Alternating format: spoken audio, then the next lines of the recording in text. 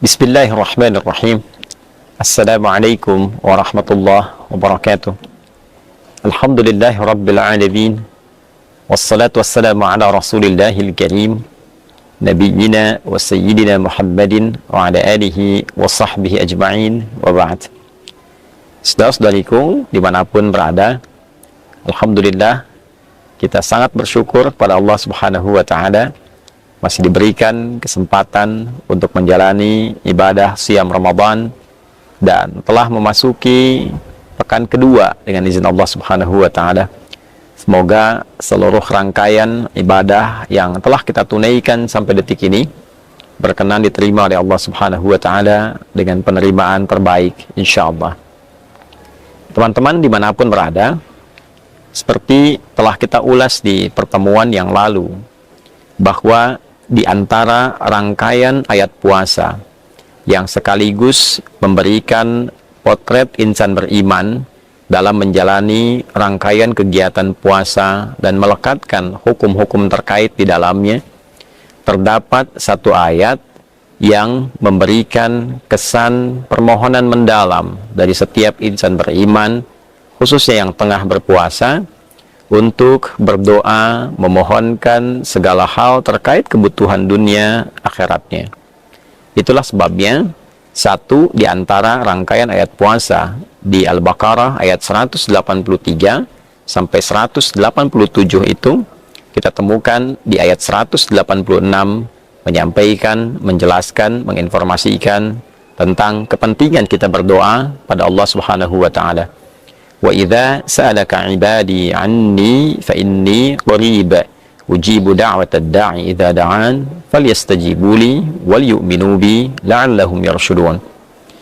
Muhammad sallallahu alaihi wasallam, dan bila ada di antara hamba-Ku yang bertanya padamu tentangku, untuk memohon, untuk meminta, untuk berdoa, menyeru, maka katakan kepadanya, sungguh Aku amatlah dekat. Karena riwayat yang pernah kita bahas di pertemuan yang lalu, ada yang mengkonfirmasi kepada Nabi seorang Arab Badui, apakah Allah itu jauh sehingga harus menyeru dengan kencang, ataukah dekat sehingga dapat memohon dengan lirih? Maka turunlah ayat ini untuk mengkonfirmasi. Pada intinya, teori dan kaidah di dalam ilmu Al-Quran di subtopik Asbabun Nuzul mengatakan, al-ibratu bi'umumil lafzi la bi khususis sababi. Hukum itu dapat dipahami, diterapkan, tidak berdasar atas kekhususan sebabnya, namun dapat dipahami berdasarkan keumuman lafaz dari ayat yang diturunkan yang mencakup hukum yang dimaksudkan. Maka ayat ini ketika diturunkan dan dirangkaikan dalam rangkaian ayat Ramadan, memberikan kesan kepada kita bahwa pada umumnya insan beriman, khususnya yang tengah menjalani ibadah Ramadan, akan banyak sekali menghadap kepada Allah, banyak berdoa, banyak meminta, baik itu di siang ataupun malam Ramadan. Karena itulah kemudian Allah menegaskan, fa inni qarib ujibu da'watad da'i idza da'an. Maka sungguh Aku amatlah dekat kepada hamba-Ku, mengetahui seluk-beluk yang terkait dengan betil hamba-Ku. Ujibu da'watad da'i, maka Aku akan senantiasa menjawab permohonan setiap hamba-Ku idza da'ani, sepanjang hamba-Ku bermohon kepada-Ku dengan cara yang benar. Penting diketahui oleh kita semua bahwa di ayat ini Allah memberikan jaminan kepada siapapun yang bermohon, berdoa, meminta kepada Allah, bahwa setiap doa yang dimohonkan pasti dijawab menggunakan redaksi fi'il mudhari, baik saat itu dimohonkan ataupun ke depan saat ia siap menerimanya, atau bila memang itu tidak menjadi maslahat di dunianya, maka Allah kabulkan di akhiratnya sesuai dengan kebaikan yang dapat diterima oleh si pemohon, oleh hamba yang berdoa. Bab yang tersisa dalam pembahasan kita adalah, seringkali ada orang bermohon, meminta kepada Allah, namun merasa bahwa permintaannya belum terkabulkan. Maka apakah terdapat cara atau adab dalam bermohon, berdoa kepada Allah, sekiranya dengan itu doa kita bisa cepat terkabul, doa kita bisa terasa jawabannya seperti yang kita harapkan. Teman-teman dimanapun berada, yang pertama penting untuk digarisbawahi sehingga kita bisa memaknai dan mendalami dengan baik tentang fikih doa. Doa dikategorikan oleh Al-Quran sebagai bagian dari ibadah.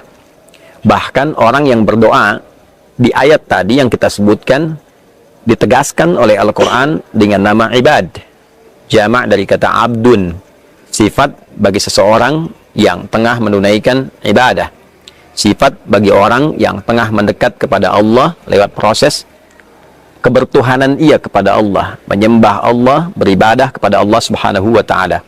Itulah sebabnya kata abdun juga terdapat turunan utama dari kata abada. Abada ya'budu, subjeknya disebut abid, sifat utamanya disebut abdun, yang disembah disebut dengan ma'bud. Kita menyembah Allah, kita katakan iyyaka na'budu wa iyyaka nasta'in. Di dalam Al-Quran, surah Ghafir atau surah Al-Mu'min, surah ke-40 dalam urutan Al-Quran, di ayat ke-60, kita temukan diksi yang sangat jelas ketika Allah menyampaikan, innalladzina yastakbiruna an ibadati sayadkhuluna jahannama dakhirin. Orang-orang yang memiliki rasa angkuh, merasa hebat, merasa punya segalanya, sehingga dengan itu ia menyimpulkan tidak perlu berdoa kepada Allah. Doa di sini digambarkan, disampaikan dengan kata ibadah. Jelas sekali. Innalladzina yastakbiruna an ibadati. Orang-orang yang angkuh, yang sombong, tidak mau bermohon kepada aku, kata Allah, maka ia seakan menyiapkan dirinya untuk memasuki neraka jahanam dalam keadaan yang hina. Ya. Ini adalah satu penegas bahwa orang-orang yang hidup di muka bumi sebagai hamba dan dia tidak menghamba, merasa sebagai yang punya segalanya, merasa dapat menyelesaikan segala hal, ya, bahkan secara fitrahnya ia dicipta justru untuk menghamba. Karena itu tidak ada satupun etapa kehidupan manusia yang tidak pernah bermohon. Pasti sepanjang manusia hidup akan ada bagian dari kehidupannya yang mengharuskan, memaksa ia untuk bermohon, meminta, berdoa, untuk menunjukkan bahwa ia seorang hamba, seorang yang butuh, seorang yang lemah, dan puncaknya ia bukan Tuhan. Dengan kata lain, bahasa singkatnya, seakan-akan orang yang tidak butuh pada apapun, merasa kuasa, merasa hebat dengan pribadinya, seakan-akan menempatkan dirinya pada posisi layaknya Tuhan. Dan ini yang menjadikan ia terhina di hadapan Allah Subhanahu wa Ta'ala. Teman-teman, layaknya ibadah, maka doa punya adab. Seperti ibadah lain pun punya adabnya. Sholat, ibadah, sholat ada adabnya, ada caranya. Bagaimana bisa khusyuk ketika diikuti seluruh rangkaian ketentuannya. Bagaimana bacaan Al-Quran bisa benar, menghafalnya bisa cepat ketika diikuti adabnya. Pun demikian doa ketika Al-Quran menyebutnya sebagai ibadah.